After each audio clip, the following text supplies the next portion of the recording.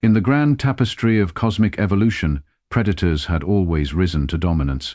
This was not merely a terrestrial principle, but a universal constant that the Vexthal had proven across 17 solar systems. Their evolutionary path had been nothing short of spectacular. Beginning as ambush predators in the methane swamps of their homeworld, Thax Prime, they'd developed intelligence not as a means to build civilizations, but as a more efficient way to hunt. Evolution's punchline, as xenobiologist Dr. Kazak's often quipped during orientation for new military recruits, is that our prey became so elusive that we had to invent calculus to catch them. The doctor always paused for laughter here. None ever came, but traditions die hard among the Vexthal. Their physiology was the stuff of nightmares for lesser species, quad-jointed limbs that could bend in directions that would make a contortionist weep with envy, retractable claws capable of shredding titanium alloys, and sensory organs so finely tuned they could detect the electromagnetic pulse of a frightened heart from 3 kilometers away. But their most terrifying feature was the Vexthal mind, calculating, patient, and utterly without mercy. The Galactic Dominion Survey had classified the Vexthal as Apex Plus, a designation reserved for species that had not merely reached the top of their own evolutionary ladder, but had kicked that ladder away and built a space elevator in its place. They were the undisputed masters of their corner of the galaxy, having subjugated or consumed, sometimes literally, any species unfortunate enough to catch their attention, which is why the faint radio signals from a backwater planet in an unremarkable solar system should have been ignored. But curiosity, that most dangerous of predatory instincts, had been piqued. "You're telling me," High Commander Vrexnau said, his primary heart beating with the slow, steady rhythm of contained excitement, "that these humans have somehow survived despite being descended from prey animals?" The disgust in his voice could have curdled milk at 20 paces. Fleet Admiral Zexkrar nodded, her cranial spines rippling with amusement. Their evolutionary ancestors were pursuit predators, but yes, they evolved from primates that were primary prey species for millions of years. Their physical capabilities are unimpressive. She displayed a hologram of a human male, highlighting its pathetic lack of natural weapons and depressingly limited sensory range. And yet, the High Commander mused, his secondary claws extending and retracting unconsciously, they've developed atomic energy and rudimentary space travel. A fluke, the Admiral dismissed with a flick of her poisoned spur. They've been lucky. No major predatory species evolved concurrent intelligence on their planet. They've had the luxury of fighting only themselves. The High Commander's feeding mandibles clicked thoughtfully. "Send a hunting party, 5 of our best. Let's see what these humans are truly capable of. If nothing else, they might prove amusing for a standard cycle." What the High Commander didn't say, what no Vextal would ever admit aloud, was that they were bored. 17 systems of conquest had proven too easy. The thrill of the hunt had been diluted by inevitable victory. Perhaps these humans, with their bizarre evolutionary path, might provide at least an afternoon's entertainment before joining the long list of species that existed only in the Vextal archival digestive records. How adorably wrong they were. "This mission is beneath us," Tactical Specialist Cresval complained, inspecting her molecular disruptor with the casual disinterest of someone checking a grocery list. "We're elite hunters, not xenozoological survey technicians." Mission Commander Drextark silenced her with a glare from his central optical cluster. "The High Command has honored us with this assignment. We will fulfill our duty." His tone made it clear that further complaints would result in something much worse than a stern look. The 5-member team had been assembled from the Vexthor's most accomplished hunters. Besides the commander and tactical specialist, there was stealth operator Nexlar, whose camouflage adaptations were so advanced he could stand in front of you while you searched for him. Biological weapons expert Trexmal, who collected venoms and toxins the way some collect stamps, and finally data analyst Prexschul, whose computational neural network could process battlefield information faster than their ship's quantum computers. They were the best of the best, veterans of a dozen conquest campaigns, with a combined kill count that would populate a small moon, and they were currently sulking like adolescents assigned to clean their sleeping chambers. "I've analyzed all available data on these humans," Prexschul reported, neural tendrils pulsing with information transfer. They are fragile, slow, and their sensory capabilities are laughable. Their only advantage seems to be their numerical population and a certain adaptability. Adaptability, Drextern repeated, mandibles clicking in what passed for Vextal amusement. A fancy word for not being particularly good at anything. Nexalar's camouflage rippled with his chuckle. I once hunted a species that was adaptable. They adapted quite well to being digested. The team's laughter echoed through the preparation chamber of their assault vessel. The inevitable consumption, as they finalized equipment checks. Standard weaponry, minimal armor, who needs protection against prey, and enough supplies for a standard scouting mission. They expected to be back within a planetary rotation, with perhaps a few human specimens preserved for later study, or recreational hunting on the Vexthol homeworld. Remember, Drextern cautioned, as they prepared for cryosleep for the journey. We're gathering intelligence first. No hunting until authorized. His gaze lingered on Trex Marl, whose poisoned sacs were visibly engorged with anticipation. Of course, Commander, the weapons expert replied, not even attempting to sound sincere. Pure observation. I won't even bring out the neural extractors. The gleaming tools already attached to his utility belt suggested otherwise. As the cryo chambers sealed around them, none of the hunting party considered the possibility that they might be making a mistake. Why would they? They were Vexthal. They were the apex predators of the known galaxy. 17 solar systems had learned this truth the hard way. Earth would be no different, right? Space travel is fundamentally boring, a fact universally acknowledged across all sentient species. The Vexthal, for all their predatory superiority, had not managed to make the vast emptiness between stars any more interesting than anyone else. Their solution was simple: sleep through it. When the hunting party awoke from cryostasis, their ship was already in orbit around the third planet of the Sol system, its blue-white marble spinning below them with ignorant serenity. Atmospheric composition confirms target identification, Prekshol announced. Neural tendrils interfacing directly with the ship's sensors. Nitrogen-oxygen mix, water-carbon-based ecosystem, standard gravity well for a planet of this mass. Primitive electromagnetic communications detected across multiple frequencies. No sign they've detected our presence. Drextern studied the planetary display with all three of his optical clusters. Curious. I'm detecting significant energy outputs inconsistent with their reported technological level. Perhaps our intelligence is outdated, Kresval suggested, already calibrating her weapons for terrestrial atmosphere. These humans may have advanced more quickly than anticipated. Nexlar's camouflage rippled with dismissive patterns. Or perhaps they're just particularly wasteful with their energy resources. Prey species often lack efficiency. The team conducted a full orbital survey, mapping population centers, defense installations, and potential landing zones. What they found should have concerned them more than it did. They appear to have weapons capable of global destruction, Prexul noted, displaying a hologram of various nuclear arsenals. Thousands of warheads, with significant yield capacity, designed for use against themselves. Trexmall dismissed, his poison sacs pulsing with amusement. Classic prey behavior. When lacking external predators, they turn on each other. Still, the commander mused, it suggests a certain ruthlessness we shouldn't underestimate. The tactical specialist's mandibles clicked with impatience.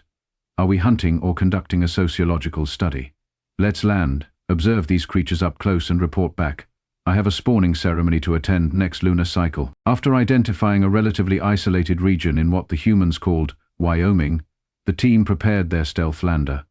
The ship was designed to mimic local terrain upon landing, its adaptive camouflage far beyond anything human technology could detect. As they made final preparations, Drextar felt a strange sensation along his dorsal ridge, an ancestral warning sign that predators had evolved to recognize danger. He dismissed it as anticipation. After all, what could possibly threaten a Vexthar hunting party? The descent was uneventful, their craft slipping through the primitive detection systems of the humans like a neural parasite through brain tissue. They landed in a densely forested region, the ship immediately blending with the surrounding pine trees. Gravity slightly stronger than optimal, Nexlar noted as they disembarked, his 8 limbs adjusting to the pull. Atmosphere richer in oxygen than our homeworld, it will enhance our physical capabilities and make the humans' combustion weapons more dangerous, the commander added, Remember, observation first. The hunting party spread out in standard formation, their natural camouflage supplemented by adaptive technology that bent light around their bodies. To human eyes, assuming any human could get close enough to see them, they would appear as nothing more than heat mirages. The forest around them buzzed with primitive life forms, none showing the slightest awareness of the apex predators now moving among them. Small mammals, avian creatures, and countless insects continued their mundane existence, oblivious to how the cosmic food chain had just been dramatically extended to include them. Biological diversity is impressive, Trexmall admitted, his scientific curiosity temporarily overriding his hunting instincts. Many potential toxin sources to harvest. They moved silently through the woods, recording everything, analyzing the environment that had produced these curious humans. The trees themselves were of interest. Tall carbon-based life forms that extracted energy from solar radiation with remarkable efficiency. "Commander," Cresvar's voice came through their neural link, "I'm detecting an approaching vehicle. Primitive combustion engine, single life form." "Perfect," Drextorn replied. "Our first observation subject approaches. Maintain stealth protocols. Prekshul, prepare full biological and psychological analysis." The hunting party concealed themselves around a small clearing as the human vehicle, what would be identified as a pickup truck in their later report, rumbled down a dirt path toward them.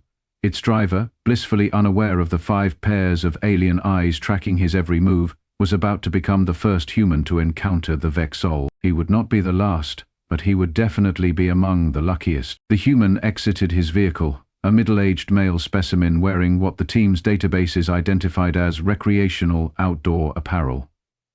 He carried a long metal tube with a wooden stock, a chemical-propelled projectile weapon. Primitive but potentially dangerous in the right circumstances. "Is that their idea of a weapon?" Cresval's neural whisper dripped with derision.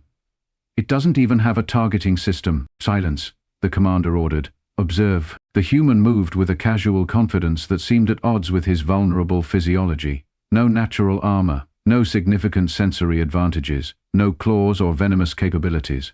Just soft skin, dull teeth, and limbs designed more for endurance than power. Yet there was something in his movements, a watchfulness, a readiness, that gave Drexan pause. The humans set up what appeared to be a temporary shelter, placed various items around the clearing and began preparing food.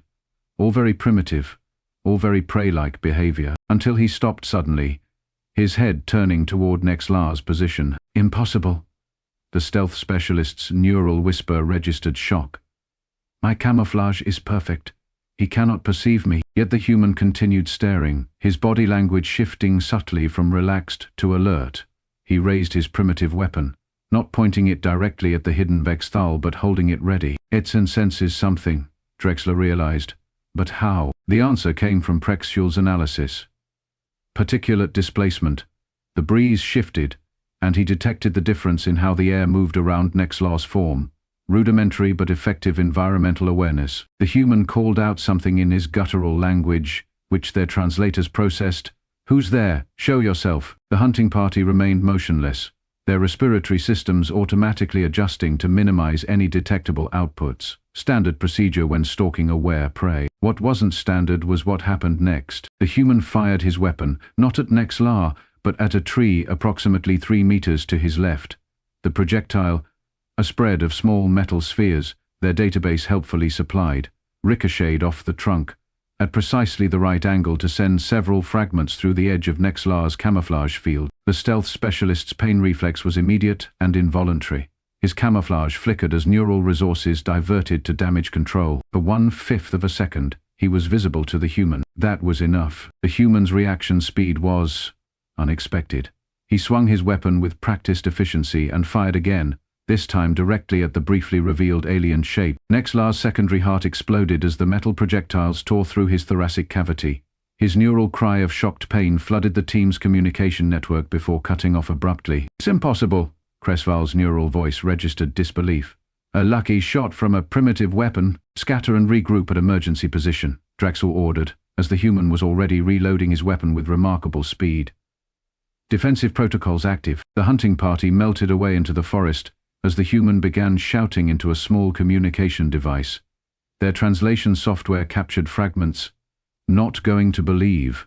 Need backup. Some kind of not normal. At their emergency rendezvous point, the 4 remaining Vexvols struggled to process what had just occurred. A statistical anomaly, Trexmal insisted, poison sacs pulsing with agitation. Random chance. The human got lucky. Luck, data analyst Prexhal's neural tendrils flickered with rapid calculations, is what Prey calls superior pattern recognition. That human deliberately created an environment where any stealth system would be revealed. Enough. Commander Dregstan's authority silenced them. We've lost a team member to what was supposed to be simple observation. The mission parameters have changed. Krez's hunting instincts were fully engaged now. We eliminate the human, retrieve our fallen comrade's neural core, and continue as planned. No, the commander decided. We return to the ship and reassess. These humans have demonstrated capabilities beyond our intelligence briefing. We need... The sound of approaching vehicles interrupted him. Many vehicles. They're converging on our position, Prexhal reported, neural tendrils interfacing with their tracking equipment. At least 20 humans with various weapons and detection devices. How did they find us so quickly?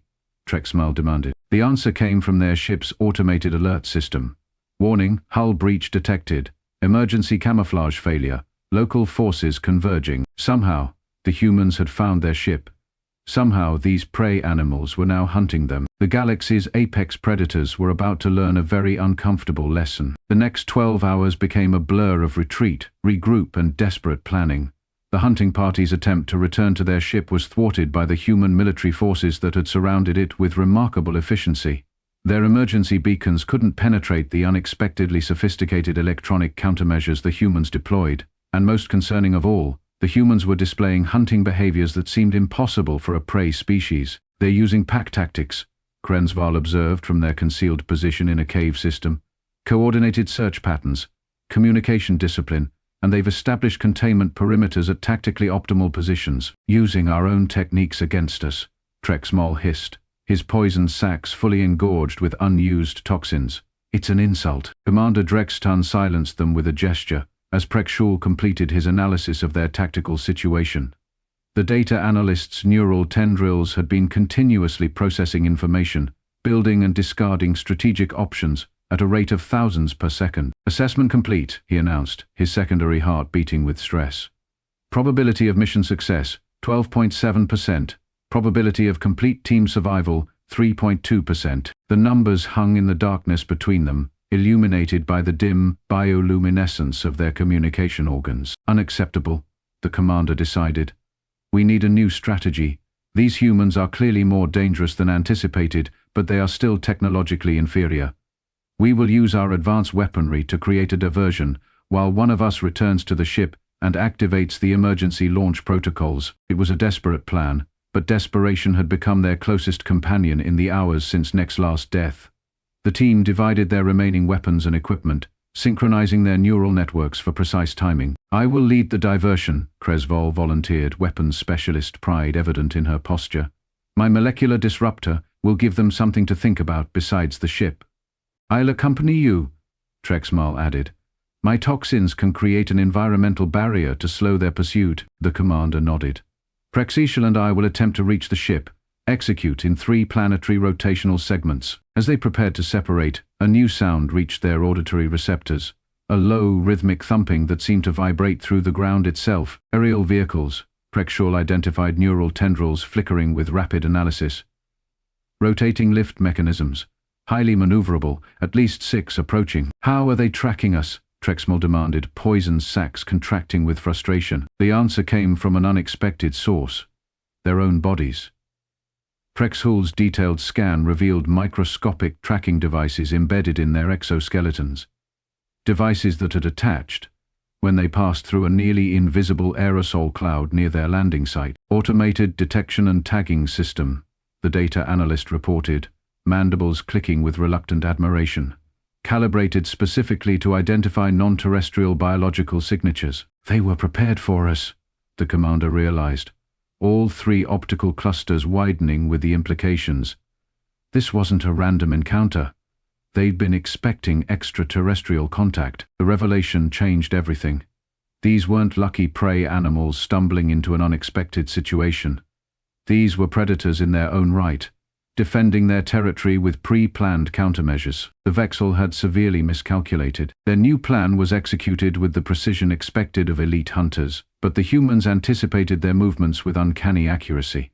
The diversion team found themselves confronted by heavily armed soldiers using sophisticated thermal imaging to track them, despite their camouflage. Cresval's molecular disruptor cut through the first wave of humans, their primitive body armor offering no protection against technology centuries beyond their understanding.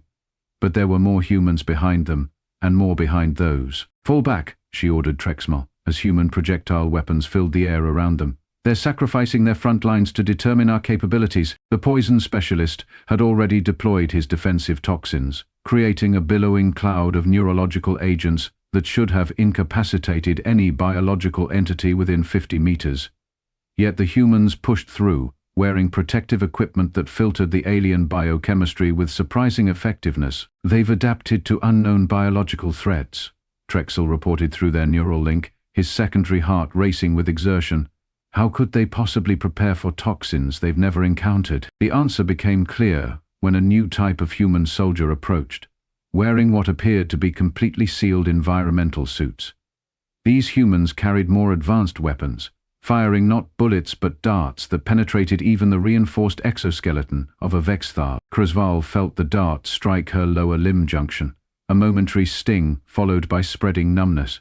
Paralytic agent, she identified, already engaging her internal countermeasures. But how did they? Her neural transmission cut off as she collapsed, her magnificent predatory body betrayed by a carefully engineered compound that targeted specific neural pathways common to most carbon-based life forms. Trexmart watched in horror as the tactical specialist was swarmed by human soldiers, their movements precise and practiced as if they had rehearsed the capture of an alien being countless times. Then he ran, abandoning the mission, abandoning his fallen comrade, driven by the most primal instinct shared by all living things: survival. His neural scream of warning reached the commander and data analyst just as they approached the perimeter of their captured ship. "Abort. They've taken Cresval. They have compounds that can neutralize our neural systems." Commander Drextan processed this information against their rapidly diminishing options. "Continue as planned," he ordered.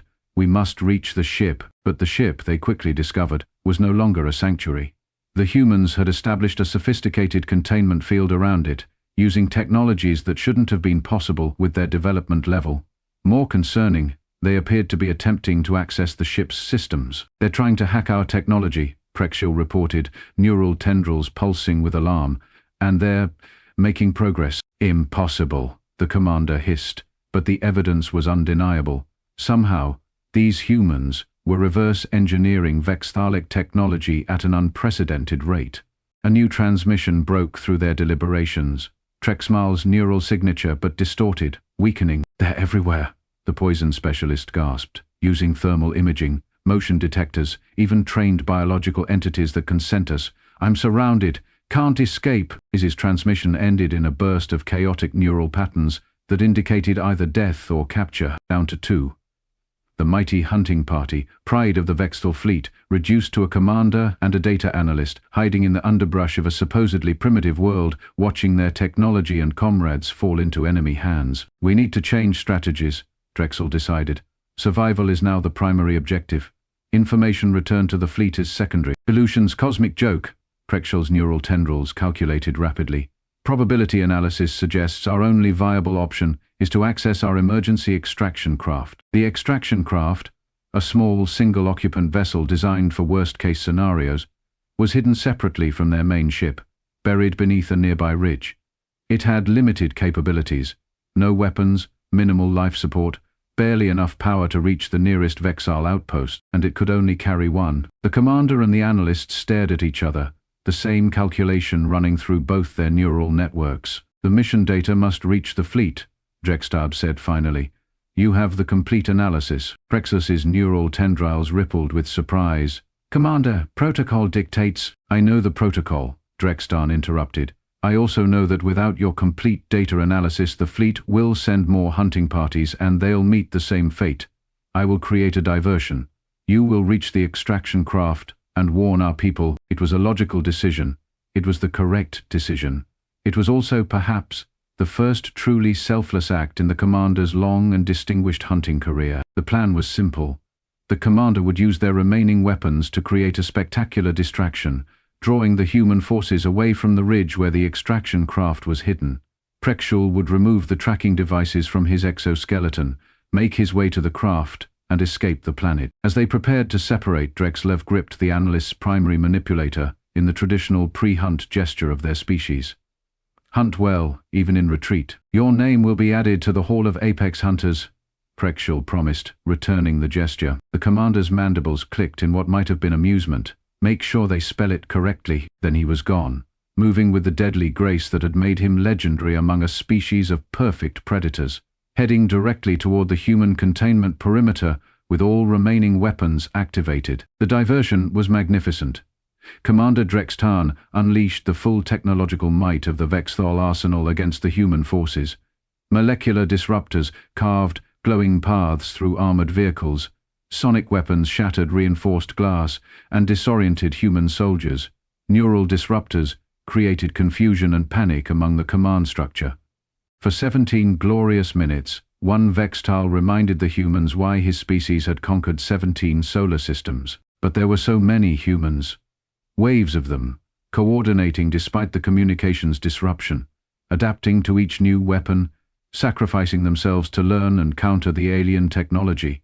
Their primitive projectile weapons found weaknesses in the commander's armor.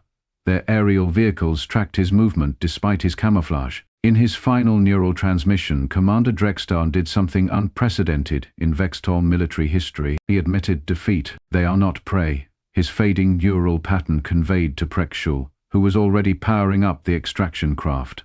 "They are predators who evolved from prey, the most dangerous combination in the galaxy. Warn the fleet. Earth is not to be." The transmission cut off abruptly. The commander's neural signature flatlined. Prekshul, last survivor of the Vexal hunting party, felt something the species rarely experienced: fear. Pure, primal, prey-like fear. He launched the extraction craft on minimal power, using the planet's magnetic field to mask his signature, slipping past the human detection systems by the narrowest of margins. Only when he reached the outer orbit did he engage the faster-than-light drive, leaping away from the blue-white world that had claimed 4 of the greatest hunters the Vextal had ever produced. The journey back was long and solitary, giving him ample time to analyze what had gone so catastrophically wrong. The humans should have been easy prey. Their technology was centuries behind, their bodies fragile, their history brief compared to the ancient Vexthal, yet they had prevailed. Not through luck or circumstance, but through preparation, adaptation, and a ruthless efficiency that rivaled the Vexol themselves. Most disturbing of all was the evidence that they had been ready, not specifically for the Vexthal, but for extraterrestrial contact of any kind. They had systems in place, protocols established, weapons designed to work against unknown biologies. A prey species should not think that way.